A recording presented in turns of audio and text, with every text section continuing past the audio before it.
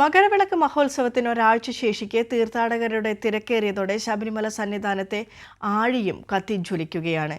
നെയ്യഭിഷേകത്തിന് ശേഷം ഇരുമുടിക്കെട്ടിലുള്ള നെയ്ത്തേങ്ങ നിക്ഷേപിക്കുന്ന ആഴിയും സമീപത്തെ ആൽമരവുമാണ് 18ാം പടി ചവിട്ടാനെത്തുന്ന തീർത്ഥാടകർക്ക് പ്രിയപ്പെട്ട കാഴ്ചയായി മാറുന്നത്.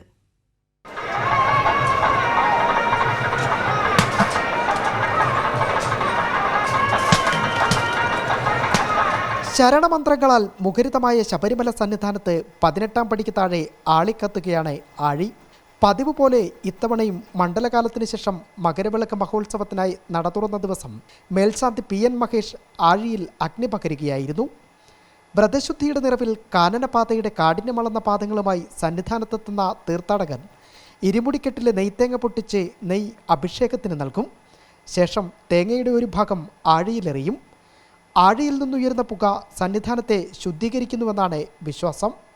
ആഴി ശബരിമലയിലെ വളരെ ഒത്തിരി പ്രാധാന്യം അർഹിക്കുന്ന ഒരു സംഗതിയാണ്. അത് വളരെ പഴക്കമുള്ള ഒരു കാര്യം കൂടെയാണ്. ഈ പഴമ തന്നെയാണ് ഈ ആഴിയുടെ മഹത്വം എന്നും തോന്നുന്നു.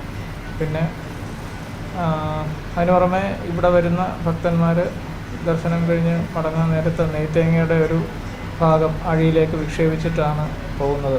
നെയ്ത്തേങ്ങയ്ക്കും നമുക്കെല്ലാവർക്കും അറിയാം ശബരിമലയിൽ ഒരുപാട് പ്രാധാന്യമുണ്ട്. അപ്പോൾ ആ നെയ്ത്തേങ്ങയുടെ ഒരു ഭാഗം ആഴിയിലേക്ക് വിക്ഷേപിക്കുന്നതാണ്. കോവിഡ് നിയന്ത്രണ സമയത്ത് മാത്രമാണ് തീർത്ഥാടകരുടെ എണ്ണത്തിൽ കുറവ് വന്നപ്പോൾ ഒരു തവണ ആഴി അണഞ്ഞത്. ആളിക്കത്തുന്ന ആഴിക്ക് സമീപം പടർന്നു നിൽക്കുന്ന ആൽമരവും തീർത്ഥാടകർക്ക് എന്നും പ്രിയപ്പെട്ട കാഴ്ചയാണ്.